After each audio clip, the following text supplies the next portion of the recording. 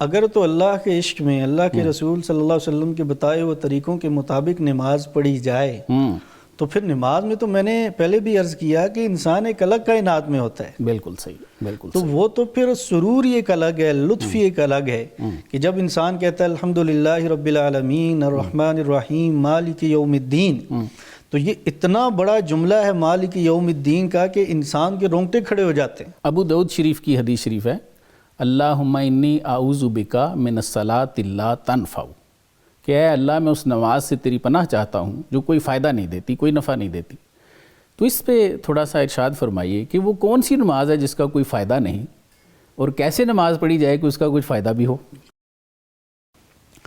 دیکھیں، احادیث مبارکہ کے مجموعے میں جی اللہ کے نبی صلی اللہ علیہ وسلم کے بہت سے ایسے ارشادات ملتے ہیں جی کہ اللہ کے نبی صلی اللہ علیہ وسلم کسی اچھے عمل کا ذکر فرماتے ہیں اور فرماتے ہیں کہ اس کی نفع نہ ہونے سے میں پناہ مانگتا ہوں. واہ. جیسے علم کے بارے میں اللہ کے نبی صلی اللہ علیہ وسلم نے ارشاد فرمایا. اس حوالے سے میں ایک اور حدیث مبارکہ اس کے ساتھ ملانا چاہوں گا تو اس حدیث مبارکہ کا مفہوم ہمیں آسانی سے سمجھ آ سکے گا. جی. اللہ کے نبی صلی اللہ علیہ وسلم نے ارشاد فرمایا کہ جہنم میں سب سے پہلے جانے والوں میں عالم ہوگا، سخی ہوگا اور شہید ہوگا. اللہ اکبر. اب بظاہر علم جو ہے اس کی تو شاہد اللہ انہ لا الہ، یعنی کہ اللہ سبحانہ و تعالیٰ نے اپنی گواہی کے ساتھ صاحب علم لوگوں کی گواہی جو ہے اس کا ذکر فرمایا. ٹھیک. علم کا کتنا بڑا مقام اور مرتبہ ہے.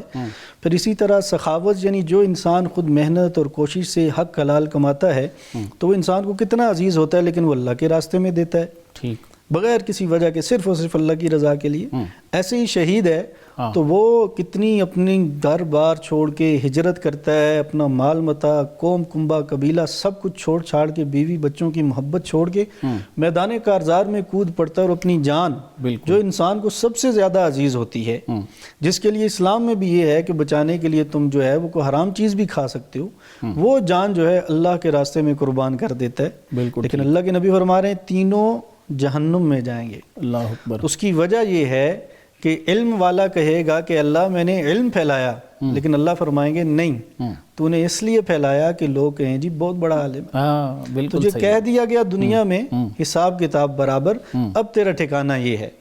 ایسے ہی سخی کو کہا جائے گا، ایسے ہی شہید کو کہا جائے گا. صحیح. تو ایسے ہی نماز اگر اس کے شرائط، اس کے ارکان، اس کے فرائض اور اس کے بعد خشوع اور خضوع، اس کے بنا اگر نماز پڑھی جائے تو اس نماز کا کوئی فائدہ نہیں ہوتا.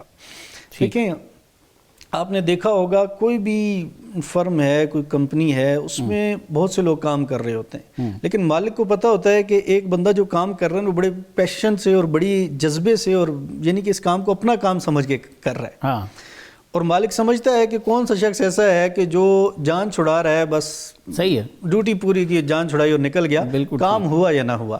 تو ہم دنیا کی مثال سے اس کو سمجھ سکتے ہیں. تو جو اپنے پیشن سے اپنا پورا جذبات کا اظہار کرتا ہے، لگاؤ کا اظہار کرتا ہے، تو کمپنی کا مالک کہتا ہے اس سے مجھے زیادہ نفع ہو رہا ہے.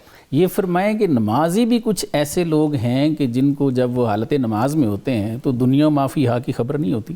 ایسے لوگ ہیں؟ جی کیوں نہیں ہے. اگر تو اللہ کے عشق میں اللہ کے رسول صلی اللہ علیہ وسلم کے بتائے ہوئے طریقوں کے مطابق نماز پڑھی جائے تو پھر نماز میں تو میں نے پہلے بھی عرض کیا کہ انسان ایک الگ کائنات میں ہوتا ہے. بالکل صحیح، بالکل. تو وہ تو پھر سرور ایک الگ ہے، لطف ایک الگ ہے کہ جب انسان کہتا ہے الحمدللہ رب العالمین الرحمن الرحیم مالک یوم الدین، تو یہ اتنا بڑا جملہ ہے مالک یوم الدین کا کہ انسان کے رونگٹے کھڑے ہو جاتے ہیں. صحیح.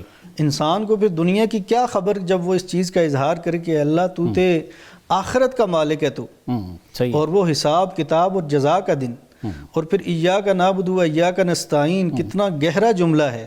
اسی سے مدد، اسی کی عبادت، تو ساری کی ساری عبادات، ساری کی ساری استعانت، تو یہ ساری چیزیں اس اللہ کے لیے. مطلب یہ کہ یہ اپنا اپنا رنگ ہے ہر بندے کا، اپنا اپنا رنگ. بعض اپنے دنیا داری کے حساب کتاب کر رہے ہیں نماز میں، بالکل، بعض کے رونگٹے کھڑے ہو رہے ہیں، بعض رو رہے ہیں، بعض کی وہ سرکار کا تو وہ ہنڈیا والا بھی ایک وہ حدیث شریف میں ملتا ہے.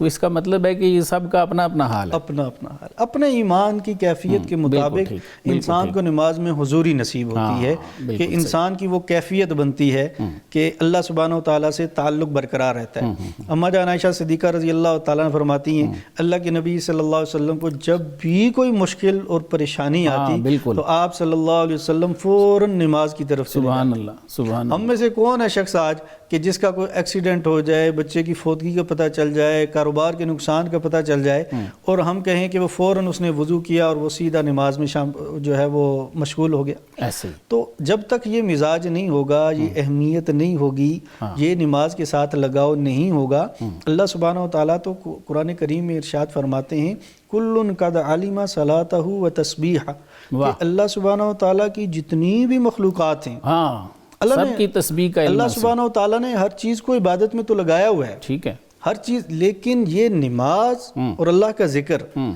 یہ دو ایسی عبادات ہیں کہ اس میں ساری مخلوقات برابر ہیں. واہ سبحان اللہ. اشرف المخلوقات انسان بھی اور غیر انسان بھی سارے کے سارے. اور قاری محمد طیب صاحب رحمہ اللہ نے لکھا، بڑی مزیدار بات لکھی کہ سجدوں جو درخت ہیں ان کی نماز جو ہے وہ قیام کی حالت میں ہے. واہ واہ واہ.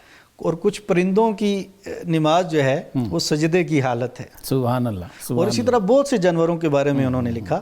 اور انسان کی نماز کا قیام بھی ہے، رکوع بھی ہے، سجدہ بھی ہے، قعدہ بھی ہے، تشہد بھی ہے، سلام بھی ہے. تو یہ ساری چیزیں ہیں. صرف یہ ہے کہ نماز کا نفع تب ہوگا جب حضوری حاصل ہوگی، جب آپ خشوع اور خضوع کے ساتھ پڑھیں گے اور نماز کو محبت سے اور پیار سے ادا کریں گے، جس پیار اور محبت سے اللہ نے حضور نبی کریم صلی اللہ علیہ وسلم کے واسطے سے اس امت کو نماز دی ہے کہ سارے کے سارے احکامات جبرائیل امین لے کر آئے. لیکن اللہ سبحانہ و تعالیٰ نے جب نماز کی باری آئی تو جبرائیل کو بھیجا کہ حضور کو براق میں وہاں تک بیت المقدس تک اور پھر کئی ہزار فرشتوں کے ساتھ وہ آسمان تک اور پھر عرش تک اور پھر وہاں جا کر اللہ سبحانہ و تعالیٰ نے نماز جیسا قیمتی تحفہ اس امت کو دی. سبحان اللہ.